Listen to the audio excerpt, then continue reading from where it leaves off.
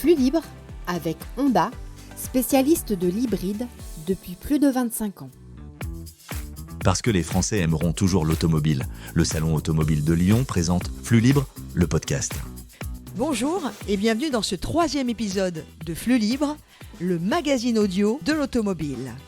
Au programme, une pause gourmande à Blois avec un chef qui a 2 passions, la cuisine et les Maserati. Mais avant de nous y arrêter, Alexandre Lenoir nous propose un essai futuriste, la navette autonome signée Volkswagen. Le grand entretien reçoit le créateur et directeur du Grand Prix ACF Autotech. Et pour commencer, le dossier de Flux libre. Pourquoi certains constructeurs s'en sortent mieux que d'autres face aux grands bouleversements de l'industrie ? Réponse tout de suite avec BMW et Renault. Flux libre avec Honda. Le marché automobile en flux libre et sans tabou. Feuille de route. Dans ce dossier, nous allons parler des constructeurs qui résistent mieux que d'autres aux changements profonds dans l'industrie et aux ventes, car vous le savez, l'industrie automobile traverse une zone de turbulence. Il y a beaucoup de réalités, baisse de marge, transition électrique complexe, concurrence asiatique, tensions géopolitiques. Pourtant, certains constructeurs affichent une résilience étonnante et nous allons en parler avec 2 d'entre eux. Vincent Salimon, bonjour. Bonjour Laurence. Vous êtes le CEO de BMW Group France. Et puis nous sommes également avec Guillaume Sicard, directeur de Renault France. Bonjour Guillaume. Bonjour Laurence. Alors si évidemment mon choix a été de vous inviter tous les 2, c'est qu'il semble que vos 2 maisons s'en sortent beaucoup mieux que les autres. Vincent Salimon, en toute transparence, vos livraisons ont légèrement reculé. Est-ce qu'on peut avoir un petit peu les chiffres parce que vous êtes quand même sur des années très positives? Des années records, on peut dire, Laurence, effectivement. Pour l'instant, on fait comme le marché, en fait. On est à -7, -8, mais sur la base d'une année historiquement haute l'année dernière, BMW avait livré 67 000 voitures, ce qu'on n'avait jamais fait par le passé, et surtout, aucun constructeur premium n'avait atteint un tel niveau de part de marché, puisqu'on était à plus de 4%, ou après, autour de 4%. Quand vous dites BMW, c'est Mini compris? Non, ça c'est que BMW. Pour Mini, on est à plus 33% cette année, donc on est largement au-dessus du marché. Et on est à plus 33% parce que c'est vrai que la base de l'année dernière était plus compliquée, parce qu'on a renouvelé toute la gamme. Donc la gamme n'était pas disponible l'année dernière. Les derniers modèles ont été lancés en fin d'année. Et donc maintenant que la gamme est totalement disponible, automatiquement, la performance est là. Mais je crois que quand on parle du marché français, il faut avoir une référence, c'est 2019. En 2019, le marché était à 2,2 millions. Covid. Exactement, avant la pandémie, avant le Covid. C'est vrai que le marché était un petit peu élevé, il était à 2 200 000 voitures. On voit que le marché a baissé de 28% depuis 2019. Et quand on regarde la performance BMW et Mini, nous sommes à plus 3% sur la même période. Donc pourquoi ? Pour une raison très simple, parce qu'on écoute le consommateur. Il suffit d'écouter l'automobiliste. Guillaume Sicard, du côté de Renault France, est-ce qu'on est sur une tendance équivalente pour Renault ? On est sur une tendance qui est croissante par rapport à l'année dernière, puisque si on parle en termes de pénétration véhicule utilitaire et véhicule particulier, on est à peu près 20% de part de marché depuis le début de l'année. Mais si on se concentre plus sur le véhicule particulier, nous sommes à 18% de part de marché, donc leader sur le marché français, avec une augmentation de pratiquement 2 points par rapport à l'année dernière.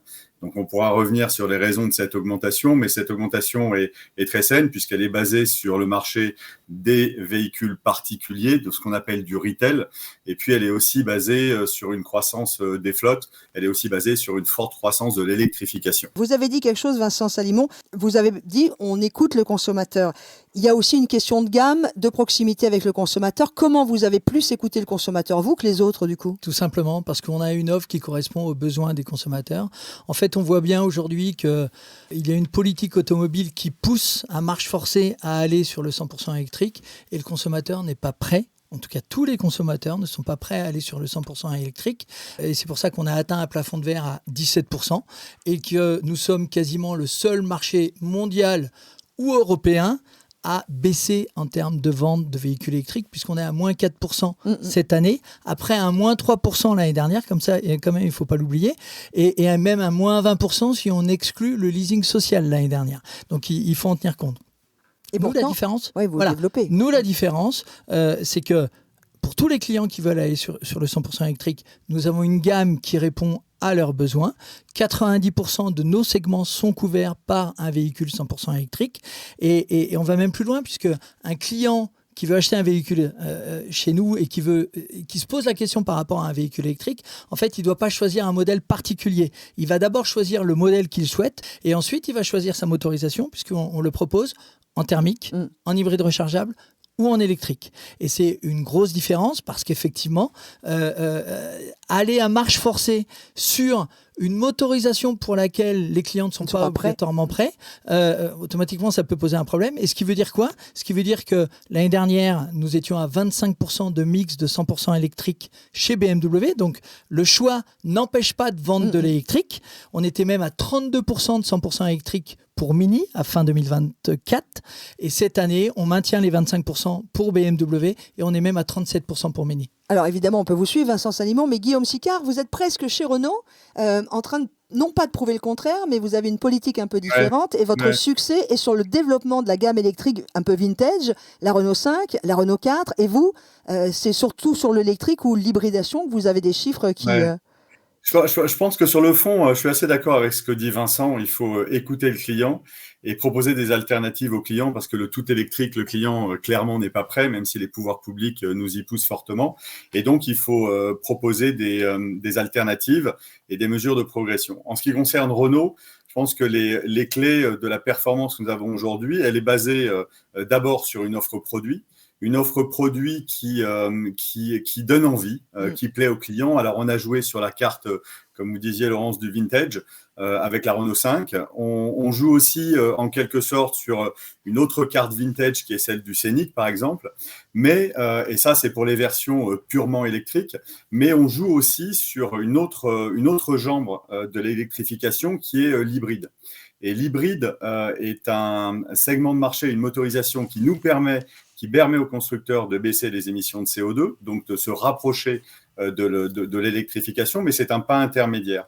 Et ce marché est en très forte croissance, puisqu'il représente à peu près 25% des ventes depuis le début de l'année. C'est un segment de marché qui a augmenté de 25% au total par rapport à l'année dernière.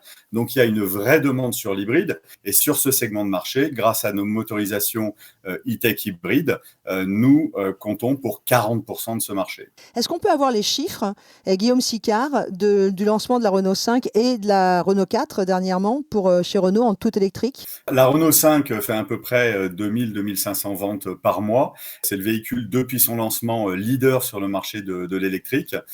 C'est une gamme qui a tendance à se développer, qui se développe sur les derniers mois, puisque nous avons introduit une version à 25 000 € avec la Renault 5.5. C'est aussi un véhicule qui va s'étendre encore plus et qui va avoir tendance à se démocratiser avec le leasing social.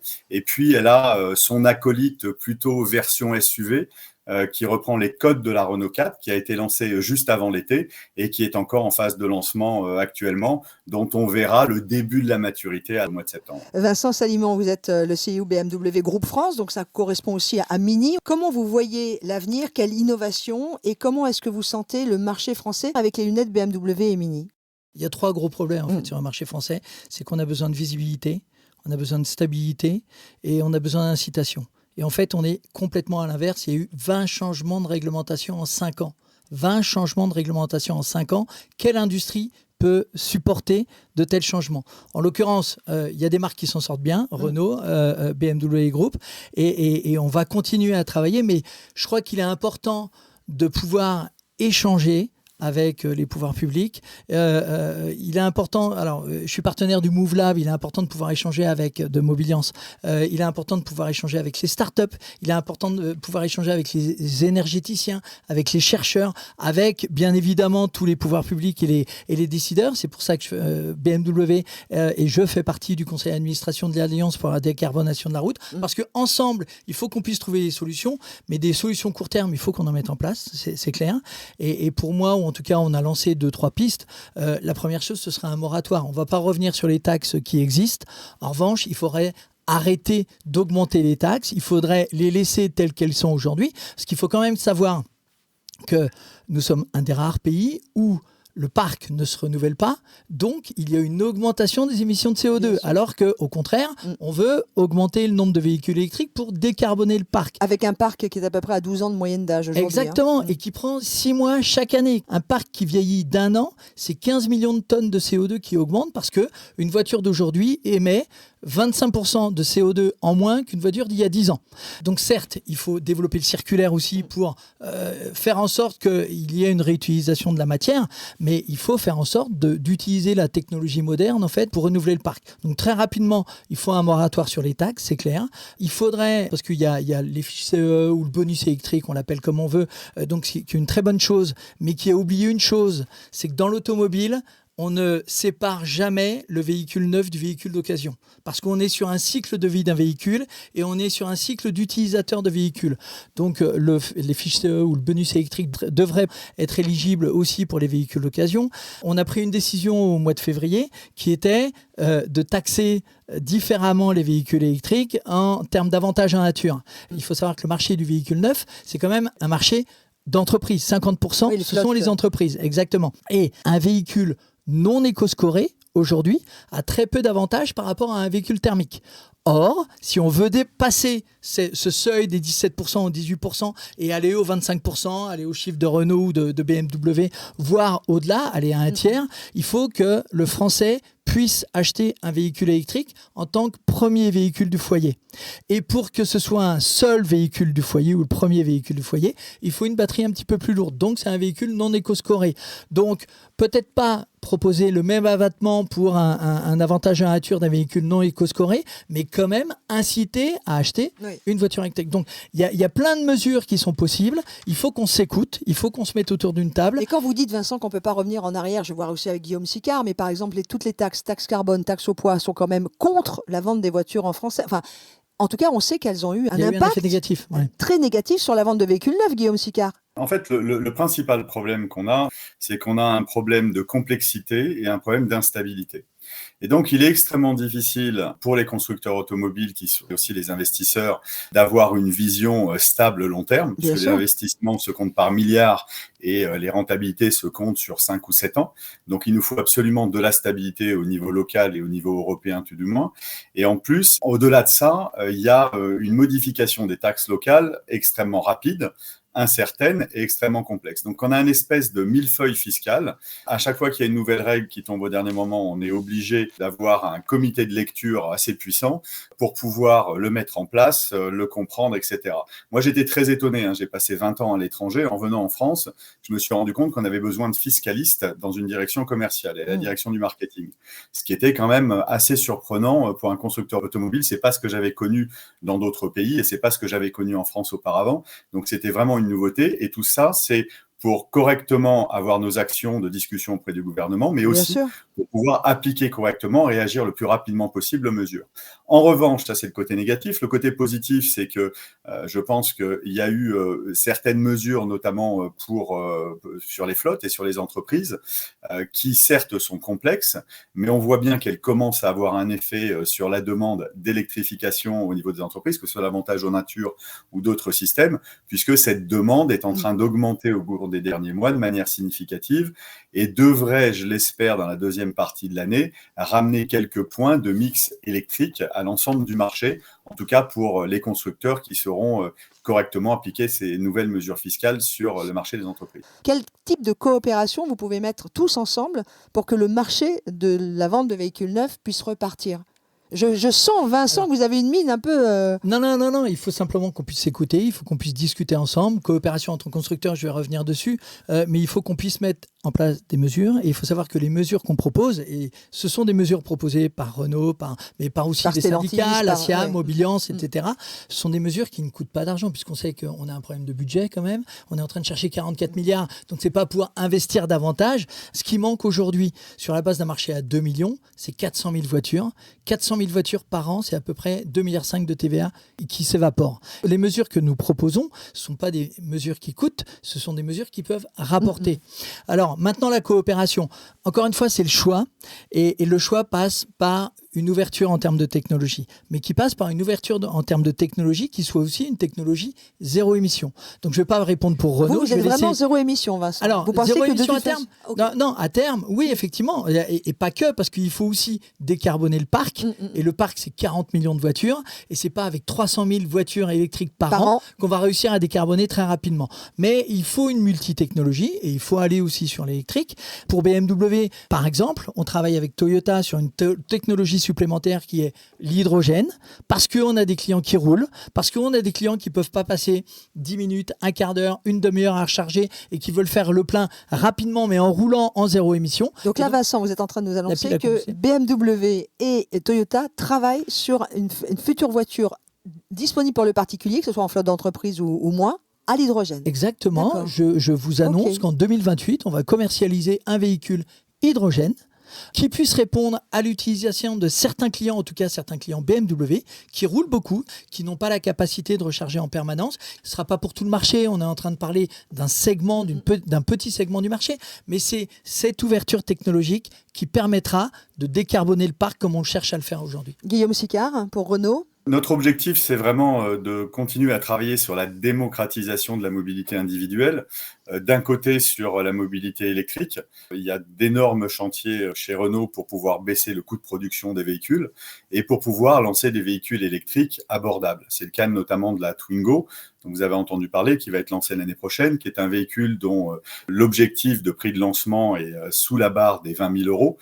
C'est un véhicule que nous développons à une vitesse extrêmement rapide, 22 mois, que nous développons avec en partie l'écosystème chinois, que nous connaissons bien, même si nous ne sommes pas présents en Chine, mais nous travaillons avec des cabinets d'ingénierie et de la technologie chinoise, notamment pour pouvoir aller extrêmement rapidement et proposer des véhicules européens, des véhicules français, au meilleur coût. Donc ça, c'est ce qu'on fait sur le véhicule électrique. Et d'autre part, pour baisser les émissions de CO2, nous continuons à travailler sur la motorisation hybride pour descendre au fur et à mesure les paliers de 10 grammes de CO2. On va descendre à 90. Et donc, c'est aussi un moyen de décarboner et d'avoir une mobilité individuelle la plus propre possible. Vos deux approches, que ce soit vous, Guillaume Sicard, avec Renault France, et puis vous, Vincent Salimon, pour BMW et Mini, ces deux approches premium et accessibles sont complémentaires.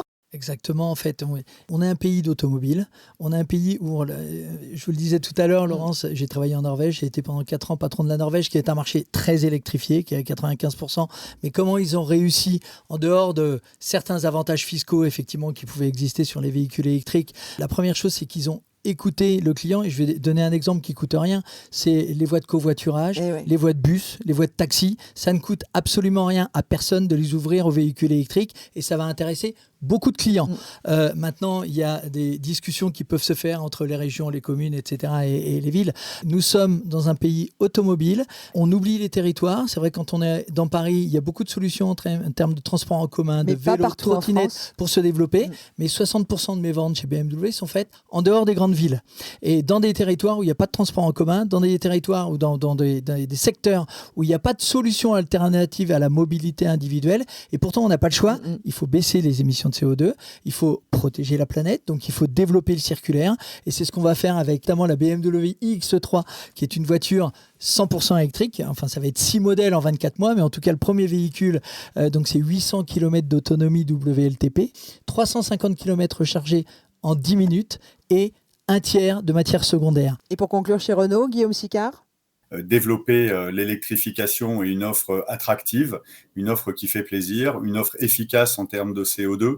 C'est continuer à écouter nos clients, continuer à collaborer, avoir un réseau proche qui comprend la stratégie, qui est proche de nos clients, qui sait y répondre rapidement pour pouvoir et les conquérir et les fidéliser. Donc ça, c'est notre stratégie. Merci beaucoup Vincent Salimon, CEO de BMW Group France. Merci à vous Guillaume Sicard, directeur général Renault France. On aura le plaisir. Merci beaucoup, merci Laurence. De vous retrouver sur le Salon Automobile de Lyon. On se voit très bientôt. Avec plaisir aussi. Avec la BMW X3. Ah, on pourra l'essayer alors, top. Merci à vous. Flux libre avec Honda. Nos invités viennent de le dire, ils seront présents sur le Salon Automobile de Lyon qui se tient du 24 au 28 septembre 2025. L'occasion pour tous d'essayer les voitures présentées. Plus de 400 voitures seront à l'essai pendant le salon. Et il en est un qui ne va pas s'en priver. Rejoignons tout de suite Alexandre Lenoir qui a testé pour nous La première navette autonome, signée Volkswagen. Le marché automobile en flux libre et sans tabou, au banc d'essai. Est-ce que vous vous souvenez du fameux combi Volkswagen, ce van culte des années 60 ? Eh bien, il revient en version futuriste et surtout autonome. Son nom, ID Buzz ID, ID pour Autonomous Driving. Je vous emmène à bord de ce minibus électrique sans chauffeur que VW teste depuis cet été à Hambourg, en Allemagne. Derrière ce projet, on trouve Moya, la filiale de VW, qui veut proposer aux collectivités ces navettes autonomes comme une vraie alternative au bus ou au métro, surtout dans les zones mal desservies.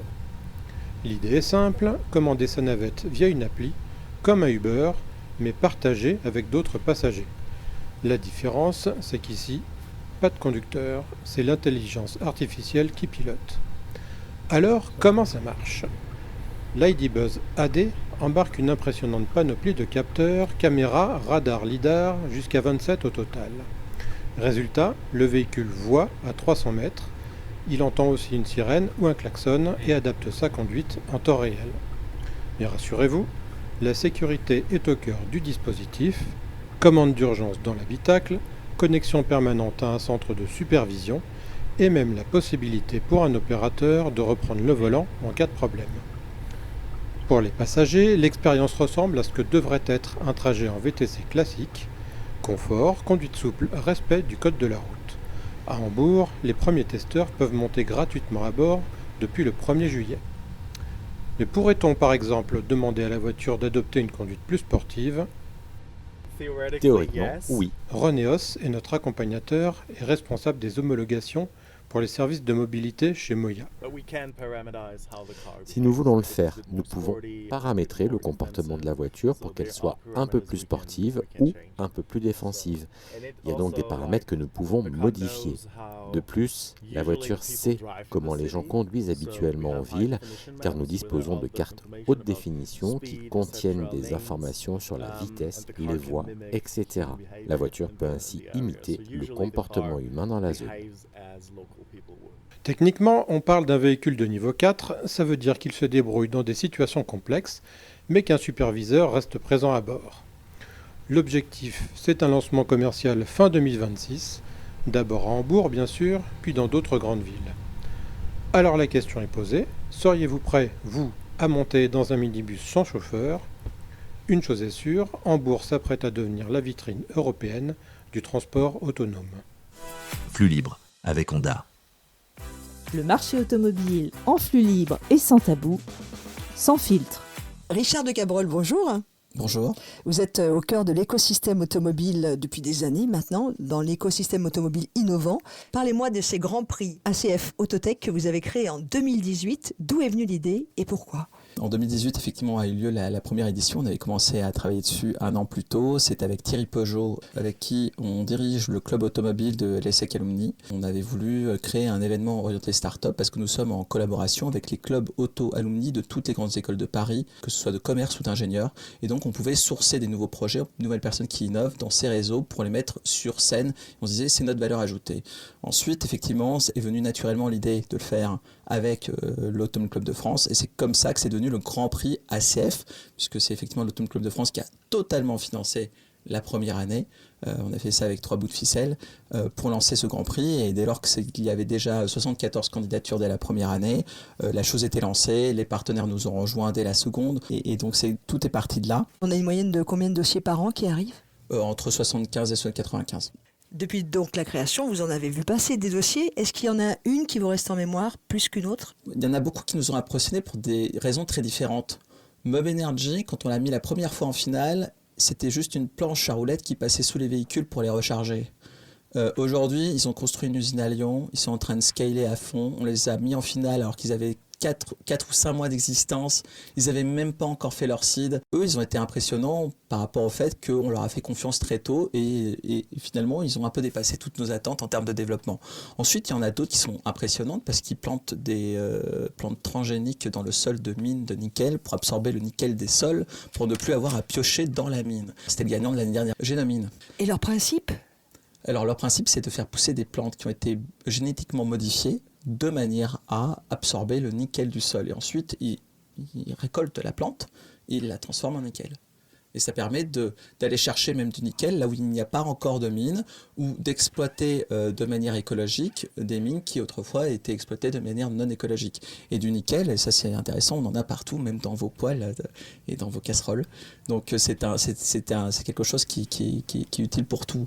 Selon vous, à quoi pourrait ressembler la voiture de demain ? Je dirais que vu les avancées aujourd'hui de la Chine et des USA en termes de véhicules autonomes, parce qu'aujourd'hui on peut prendre un taxi autonome comme on veut sur la côte ouest des États-Unis, hein, c'est pas de la science-fiction, même si c'est pas encore chez nous.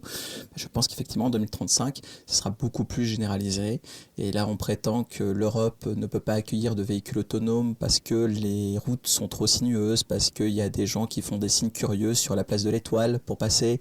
Eh bien, il y a des routes qui sont tout à fait praticables, qui sont tout à fait modernes en Europe et qui peuvent les accueillir. Après tout, quand on était au début du siècle dernier et qu'on a lancé l'automobile, on ne s'est pas posé la question de savoir s'il y avait des routes bitumées. On les a faites.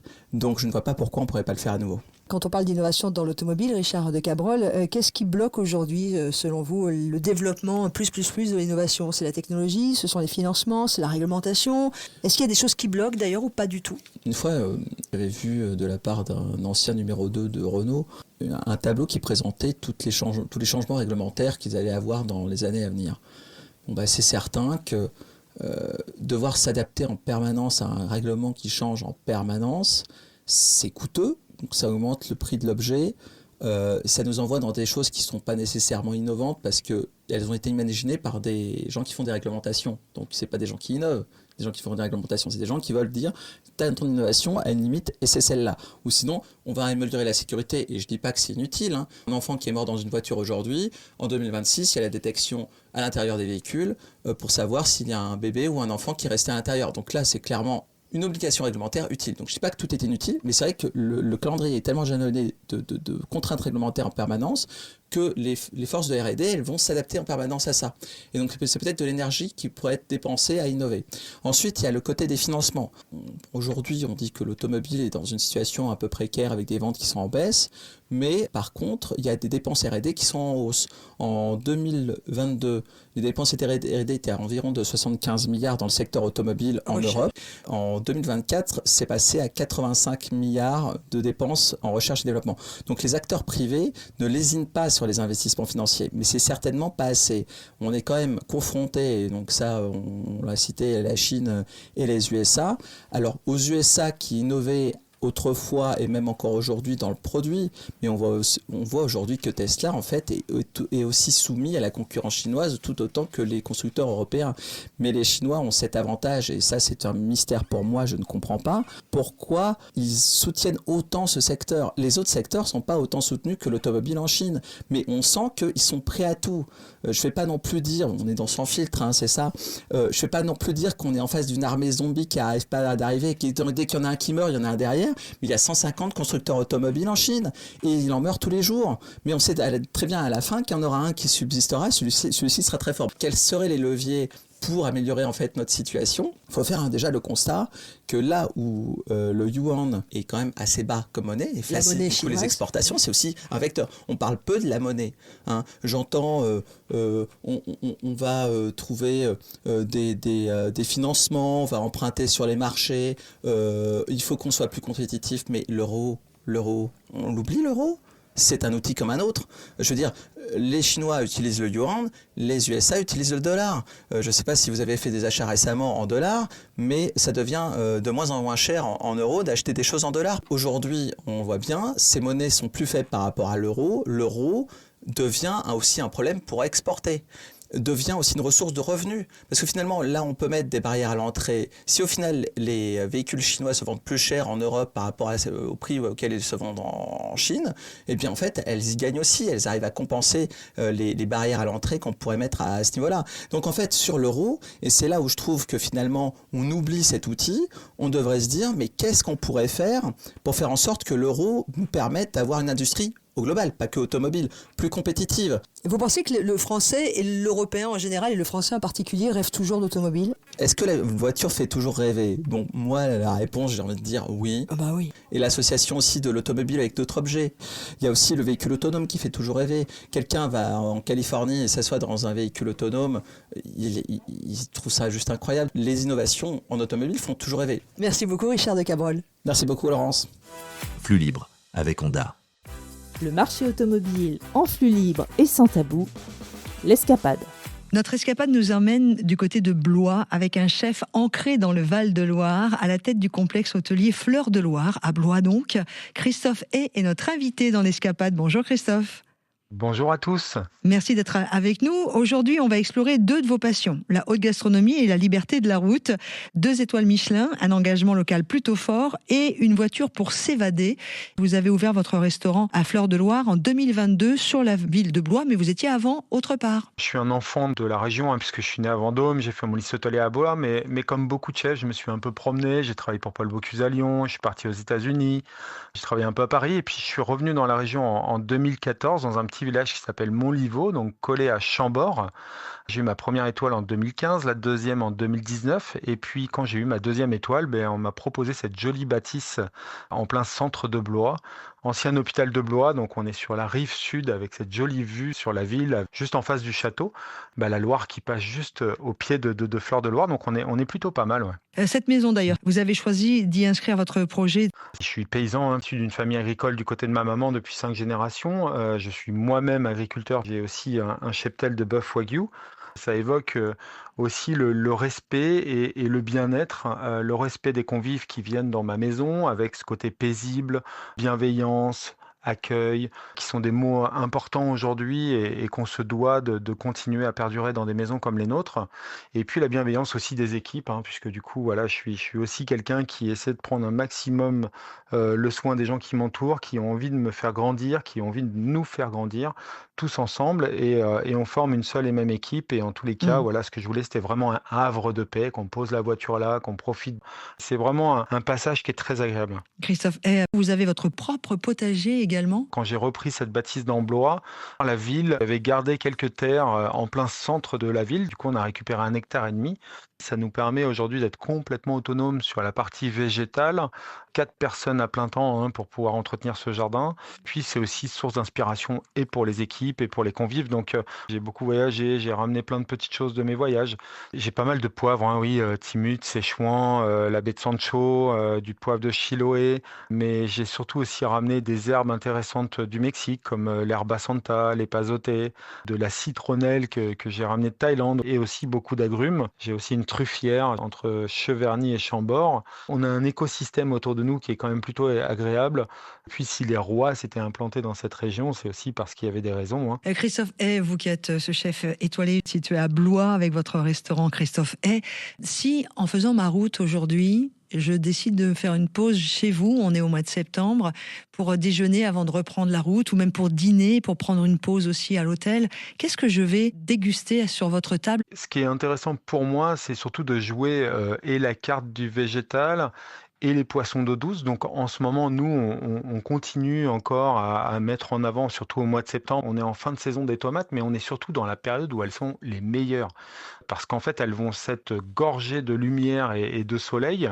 Et là, elles vont être super fruitées. On adore la travailler avec le shiso, qui est cette petite herbe japonaise. On aime beaucoup le shiso parce que ça apporte sa fraîcheur et venir travailler aussi avec une autre tomate qu'on va infuser avec les tiges du shiso là, et qu'on va venir servir avec. Donc là, on a des parfums là, qui vont être magnifiques. Fin de saison aussi des fleurs de courgettes. Cette année, j'ai fait une petite recette sympa. En fait, on fait une fleur de courgette farcie à plat. Au lieu d'avoir une belle boule, on a quelque chose qui est bien plat, bien joli, et on voit bien les nervures de cette fleur. Et bien entendu, tous nos poissons d'eau douce, et notamment les Les poissons migrateurs aussi, qu'on parle très peu, mais on a des poissons qui remontent de pleine mer en Loire, hein, et notamment le mulet, hein, qui fait partie de ce poisson qui fait la poutargue, qu'on connaît très bien, hein, qu'on peut râper justement ses œufs sur des pâtes ou des choses comme ça. Et ben, ce mulet là, il remonte en Loire, et on va l'avoir jusqu'à fin octobre. Et donc du coup, ça nous permet aussi d'aller chercher de l'iode sur ce poisson qui est pêché en eau douce. Donc c'est très très agréable aussi pour nous. Ouais. C'est Sylvain, un pêcheur de Loire, qui travaille avec vous et qui respecte énormément le cycle de vie des poissons.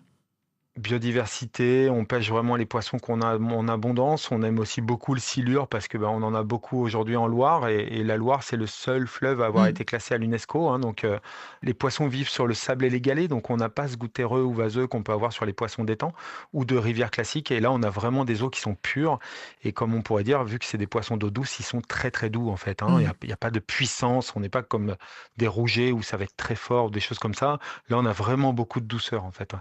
Christophe Hay, je vous connais aussi passionné de voitures, c'est aussi pour cela qu'on peut s'arrêter manger chez vous, le restaurant gastronomique Christophe Hay, ou même Amour Blanc, ici à Blois, en tout cas là où vous êtes situé. Votre passion des voitures est depuis tout le temps ? Elle remonte depuis très longtemps. Il ne faut pas oublier qu'on a Le Mans qui n'est pas très très loin de chez nous, donc obligatoirement ça faisait partie d'une petite sortie en famille. Les 24 heures du Mans, c'est quelque chose d'emblématique pour moi.